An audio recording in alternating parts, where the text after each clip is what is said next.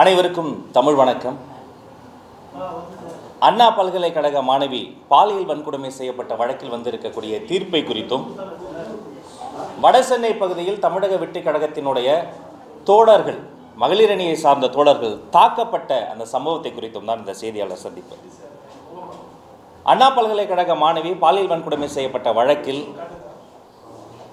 குற்றவாளி திமுக அனுதாபி ஞானசேகரன் மீது பதிவு செய்யப்பட்ட அத்தனை பிரிவுகளிலும் அவர் குற்றவாளி என்று ஒரு சிறப்பான தீர்ப்பை இன்று நீதிமன்றம் வழங்கியிருக்கிறது. இருண்டு கிடக்கிற தமிழ்நாட்டில் வெளிச்சத்தை பாய்ச்சி இருக்கிறது நீதிமன்றம். நிர்வாகம் சீர்குலைந்து கிடக்கக்கூடிய தமிழ்நாட்டில் நீதியை நிலைநாட்டி இருக்கிறது நீதிமன்றம். கடந்த ஆண்டு டிசம்பர் மாத இறுதியில் பாதிக்கப்பட்ட மாணவி புகார் கொடுத்தவுடன் காவல் நிலையத்திற்கு விசாரணைக்காக அழைத்து வரப்பட்ட இந்த குற்றவாளி சில அரசியல்வாதிகளினுடைய தலையிட்டால் திரும்ப வீட்டுக்கு அனுப்பப்பட்டார். இந்த விவரம் அறிந்து பெண்கள், ஆண்கள், இளைஞர்கள், சமூக ஆர்வலர்கள் என பலரும் மக்கள் போராடினார்கள். பின்பு அவனை கைது செய்தார்கள். பின்பு பத்திரிகையாளர்களை சந்தித்த சென்னை பெருநகர காவல்துறையினுடைய ஆணையர் இந்த வழக்கில் குற்றவாளி ஒருவர்தான் என்று பேசினார். அது மட்டும் இல்லாது, இந்த வழக்கு பதிவு செய்யப்பட்ட அந்த விக்டிம், அந்த மாணவியினுடைய விவரங்கள் புதுவெளியில் வெளியானது. அப்போது சென்னை உயர்நீதிமன்றம் தானாக முன்வந்து இந்த வழக்கை விசாரணைக்கு எடுத்துக்கொண்டது. தானாக முன்வந்து இந்த வழக்கை விசாரணைக்கு எடுத்துக்கொண்டு மிக முக்கியமான கேள்விகளை கேட்டது. விசாரணை முடிவதற்குள்ளே இந்த வழக்கில் ஒரு குற்றவாளி தான் என்ற முடிவுக்கு எப்படி வந்தீர்கள்?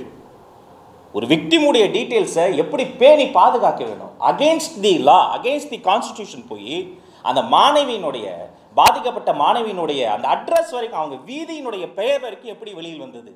இதற்கு இடைக்கால நிவாரணமாக 25 லட்சம் ரூபாய் தர வேண்டும் என்றும், அது சம்பந்தப்பட்ட அதிகாரிகளிடமிருந்தே பிடித்தம் செய்து தர வேண்டும் என்றும் நீதிமன்றம் தமிழ்நாடு அரசின் மீது தலையில் குட்டியது.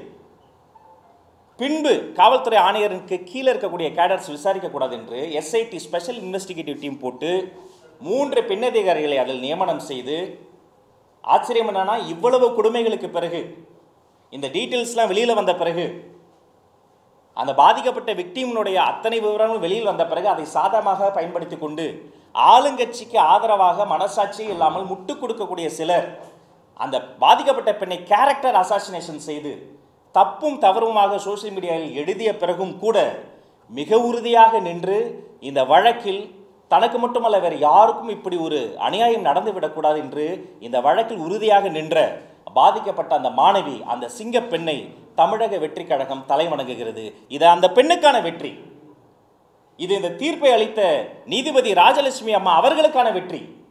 கடைசி வரைக்கும் சென்னை உயர்நீதிமன்றம் தனது கண்காணிப்பிலே வைத்திருந்தது நீதிபதிகள் எஸ்.எம். சுப்பிரமணியம் மற்றும் லட்சுமி நரசிம்மன் அவர்களுக்கான வெற்றி. ஆனால் இன்றைய தினம் மாண்புமிகு தமிழ்நாடு முதலமைச்சர் அண்ணன் மு.க. ஸ்டாலின் அவர்கள் கொஞ்சம் கூட மனசாட்சி இல்லாமல் இது தங்களுக்கு கிடைத்த வெற்றி என்று அறைகூவல் விடுகிறார். உங்களுக்கு கொஞ்சமாவது அறம் இருக்கிறதா? இது உங்களுக்கு கிடைத்த வெற்றியா? உங்களின் கீழ் வேலை செய்யக்கூடிய தமிழ்நாடு காவல்துறை எப்படியெல்லாம் கோட்டை விட்டு இருக்கிறது என்று சொல்லி நீதிமன்றம் நேரடியாக தலையிட்டு இன்று நீதியை நிலைநாட்டி இருக்கிறது. அது மட்டும் கிடையாது, இந்த வழக்கில் யார் காவல் நிலையத்தில் தொலைபேசி மூலமாக நேரடியாக தலையிட்டு முதல் நாளை ஞானசேகரனை வீட்டுக்கு அனுப்பியது யார்? A1 கன்விக்டடு யார்? அந்த A2, A3, A4 அவர்களும் தண்டிக்கப்பட வேண்டும்.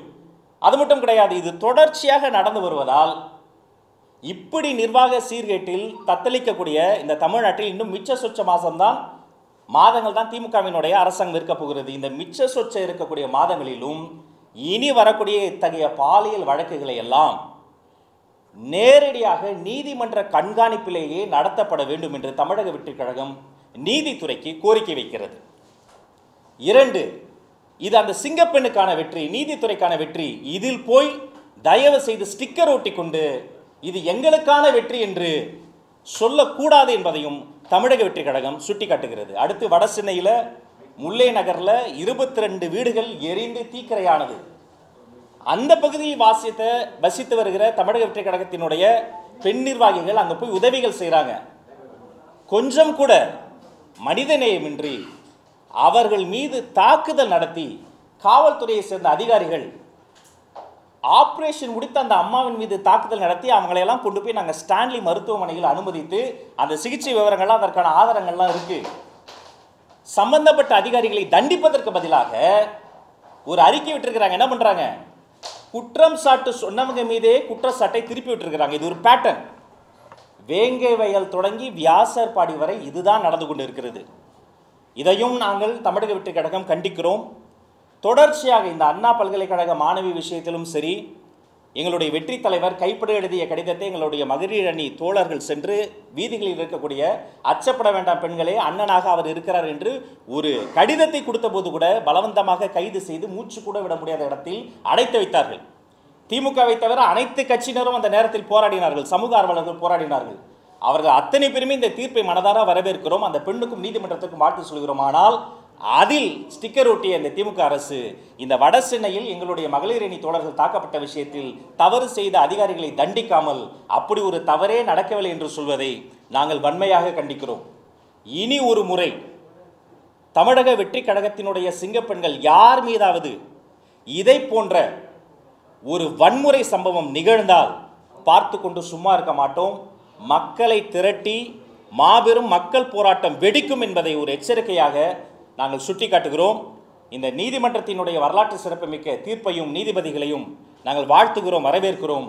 வட சென்னையில் நிகழ்ந்த மனிதாபிமான அற்ற அந்த தாக்குதலை நாங்கள் கடுமையாக கண்டிக்கிறோம்.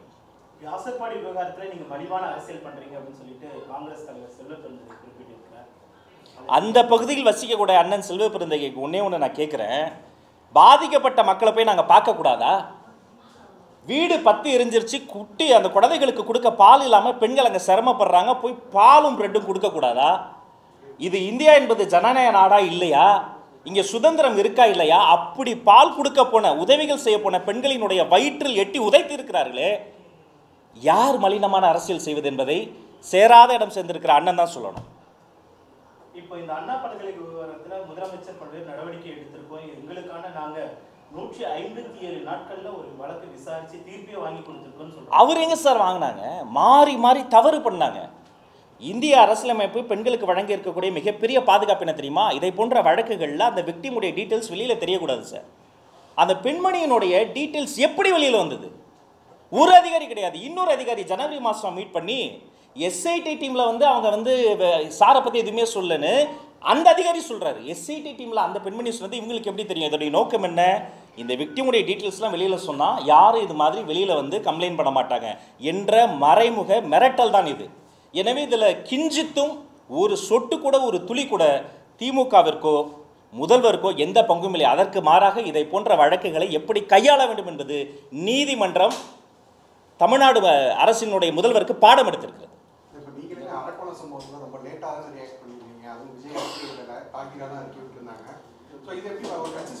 தோழர் அறிக்கையே விடாத போது பேசல, நீங்க வெளியவே வரல, நீங்க மாநாடு போடல, நீங்க மக்களை சந்திக்கல. நீங்க மாநாடு போட்டார், வெளியே வந்தார், மக்களை சந்தித்தார், அறிக்கை விட்டார். ஆனால் அறிக்கை விடும்பொழுது அறிக்கை மட்டும் விடுறீங்கன்றீங்க. அறிக்கை என்பதும் இந்த ஜனநாயக நாட்டில் மிக முக்கியமான ஒரு tool. It's a political tool. நான் பெரிய லிஸ்ட்டுங்க. இது இன்னொரு பேட்டர்னுங்க.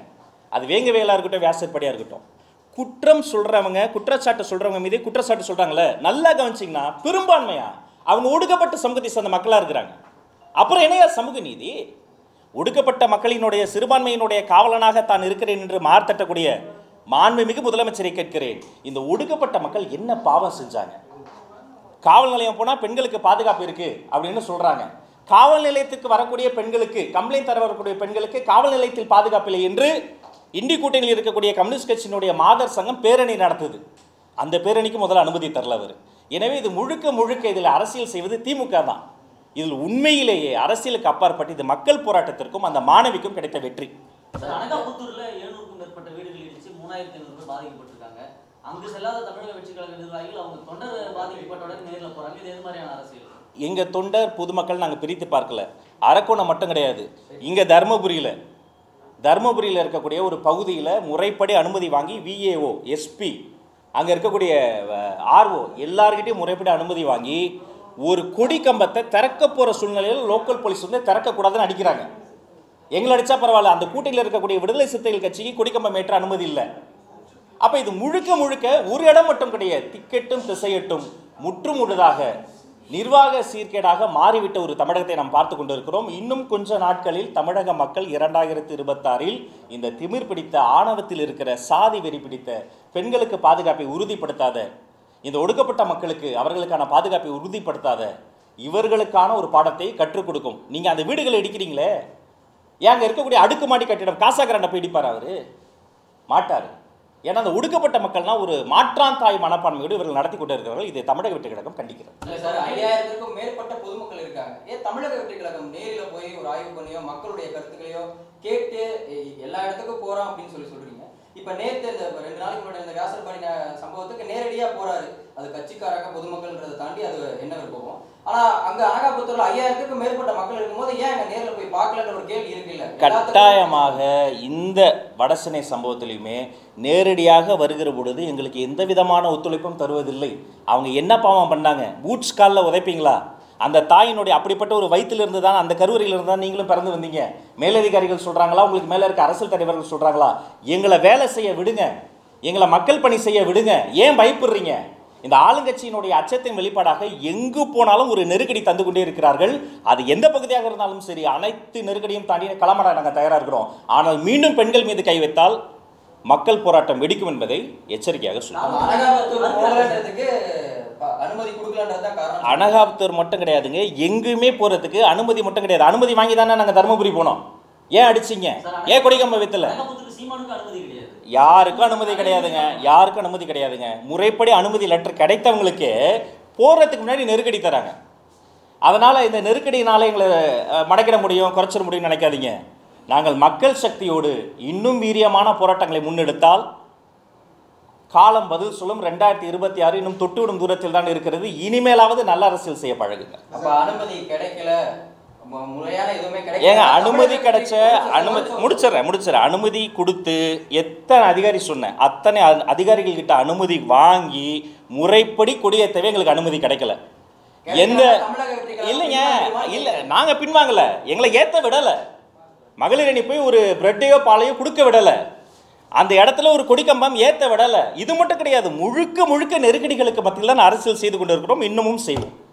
இந்த வியாசர்பாடி விவகாரம், முல்லை நகர் விவகாரத்தில் ஒரு சிலர் கட்சியில அங்கீகாரம் பெறணும், அடையாளம் பெறணும்ன்ற காரணத்துக்காக தான் இந்த மாதிரி உண்மைக்கு புறம்பான குற்றச்சாட்டுகளை முன்வைக்கிறாங்க அப்படின்னு சொல்லி காவல் ஆணையர் அலுவலகத்திலிருந்தே ஒரு அறிக்கை ஒன்று வந்தது. இதுக்கு என்ன? தயவு செய்து பெண்களை சிறுமைப்படுத்தாதீங்க.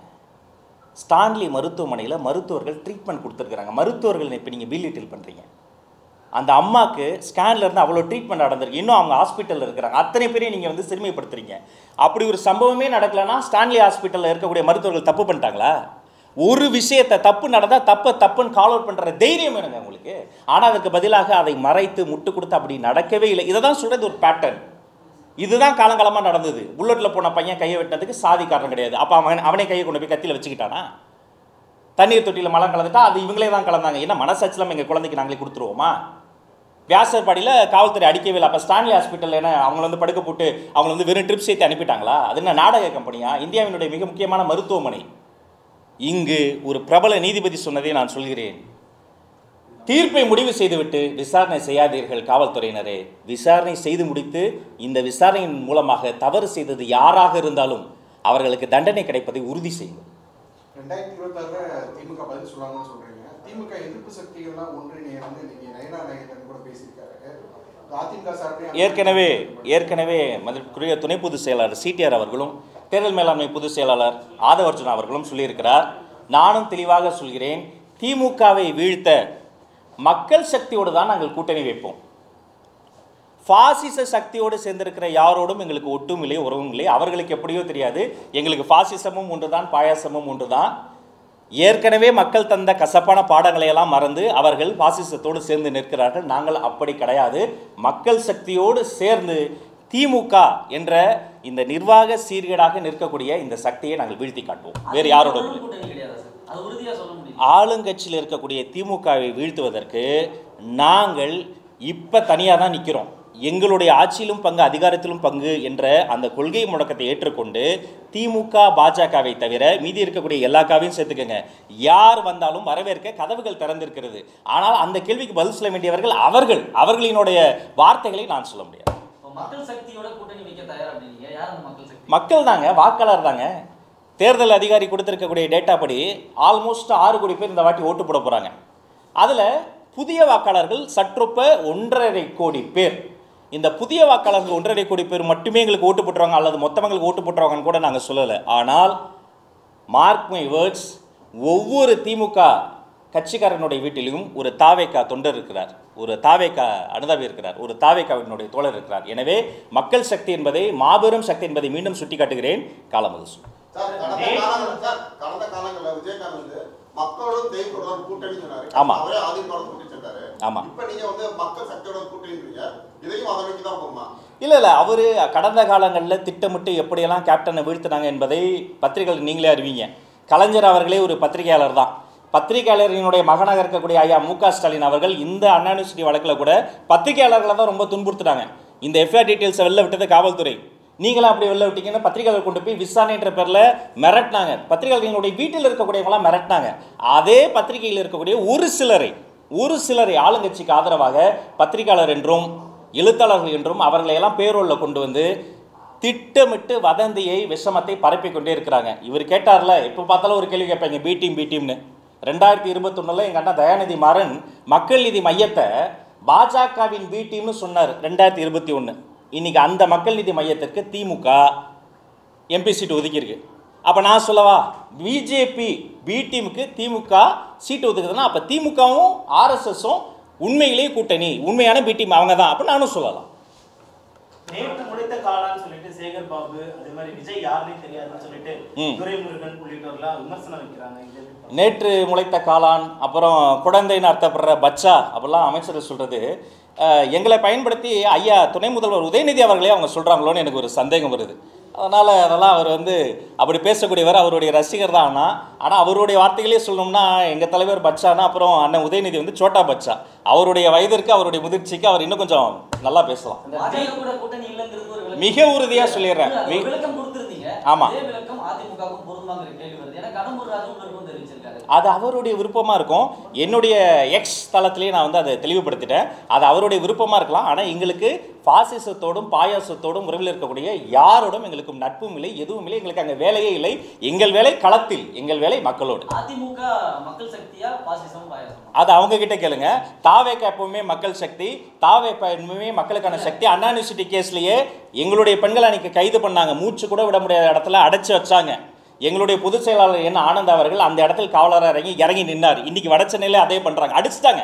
அப்போ எங்கள் புதுசில் அங்கே போய் நிற்கிறாரு, எங்களுடைய தலைவர் அங்கே கிட்டலாம் பேசுகிறாரு. அதனால் இதுலேயே உங்களுக்கு தெரியும் திரும்ப திரும்ப யார் மக்கள் சக்தி என்பது. உண்மையான மக்கள் சக்தி என்பது தமிழக வெற்றி கழகம் தான். இந்த செய்தியை உலகெங்கும் கொண்டு சேர்க்கக்கூடிய ஊடக உறவுகள் அத்தனை பேருக்கும் நன்றி. வெற்றி கழகத்தில் குழப்பம் நிலவுது. பொருளாளர் அதிமுகவோட கூட்டணி வைக்க வேண்டும் சொல்றாரு.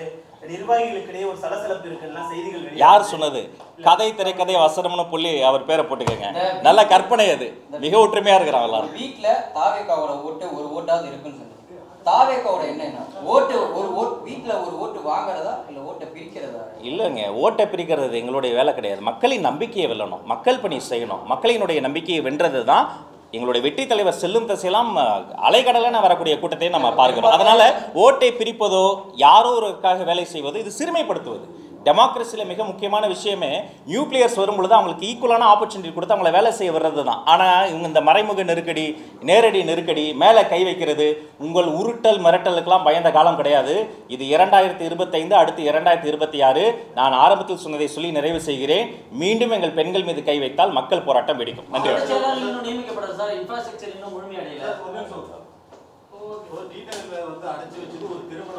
ஆமா, ஆமா, கீழ் ஃப்ளோர்ல இருந்தாங்க, நிறைய இடங்கள் இருந்து அந்த இடம் மூச்சு திணற இடத்துல அடைச்சாங்க. நீங்க சொல்றது எப்படி? நீங்க உள்ள போய் பாத்தீங்க தோழர். நானும் சொல்றேன். ஆமா, நான் சொல்றேன், நானும் சொல்றேன். ஆனா இந்த போராட்டம் என்பது ஒரு கைப்பட எழுதிய கடிதத்தை டெமோக்ராட்டிக்கா மற்ற பெண்களுக்கு கொடுக்குறது. ஏன்னா இப்போ ஒரு அச்சம் நிலவியது. அண்ணா யூனிவர்சிட்டியில் இப்படி நடந்துட்டா வெளில வர முடியாதா? அந்த உழைக்கும் மகளிர், படிக்கும் பெண்கள், அவர்களுக்கான ஒரு கான்ஃபிடன்ஸ் கொடுப்பதற்கான ஒரு லெட்டர். அதற்கு அதிரடியாக அனைவரையும் கைது செய்து அடைத்து வைத்தது தவறு தான். அது அது மாற்றுக்கிறதே கிடையாது. அவங்க என்ன தப்பு பண்ணாங்க? அவங்க எங்கேயாவது போய் இப்போ வேற ஏதாவது போராட்டம் பண்ணாங்களா? பொதுமக்கள் சொத்துக்கு இடையூறு செய்தாங்களா? தாவேக்காவை சார்ந்தவர்கள், அதனால அப்படி அடைத்து வைத்தாங்க. நன்றி சார்.